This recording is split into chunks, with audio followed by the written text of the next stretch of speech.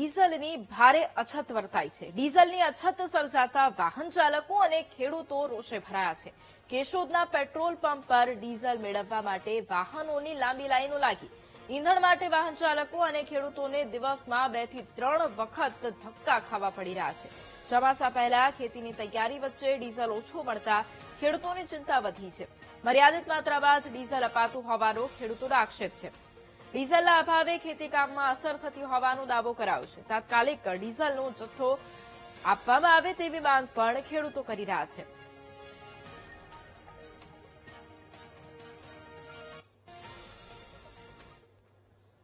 અત્યારે બધા કામ ખોરવાઈ ગયા છે। હું 4 તો ધક્કા ડીઝલ સાટો ખાધા છે મેં, અને ખેતરના કામ અટકી ગયા છે, બધા કામ ધંધા અટકી ગયા છે। બધા આની ઉપર તો છે ડીઝલ ઉપર। સરકારને એવી માંગ છે અમારી કે ભાઈ ડીઝલ પૂરતું અમને મળે એમ। કેટલું ડીઝલ આપવામાં આવે છે? અત્યારે 1000 રૂપિયાનું ડીઝલ મળે છે, તો વધારે ડીઝલ મળે એવી માંગ છે અમારી। અને અત્યારે હાલ ડીઝલની તમે જો તો કોઈ પણ જગ્યાએ તમારે જવું હોય તો તમે અધવચ્ચે પહોંચો અને પછી ડીઝલ ના મળે તો શું કરવું? હકીકતમાં તો એવું તો નથી કે ડીઝલ મળતું નથી, અને અત્યારે તમારે જોતું હોય તો કેટલું કરી દે તમને? 1000 2000 બસ। આપણે માનો કે ક્યારેય કોઈ ઇમરજન્સી છે તો ત્યાં જવું તો શું કરવું? હું ખેતીનું કામ કરું છું।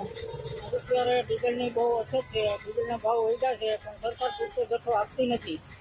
અને સવારે પણ અમે 1, 2, 3 ઠેકાણે પેટ્રોલમાં લાઈનમાં ઊભા હતા તો વારો આવ્યો નહોતો, અને પેટ્રોલ હતું પણ નહીં, ઓલું ડીઝલ હતું પણ નહીં। અત્યારે અમારે ખેતીના કામકાજમાં ચા નાખવા, અને હાર્વેસ્ટિંગ કરવું, તલ બાજરીનું આ બધું છે, છતાં ડીઝલ મળતું નથી। તો સરકારની વિનંતી છે કે તાત્કાલિક ધોરણે ખેડૂતને સબસિડીના રૂપમાં અથવા 7/8 ઉપર ખેડૂતને ડીઝલ આપે।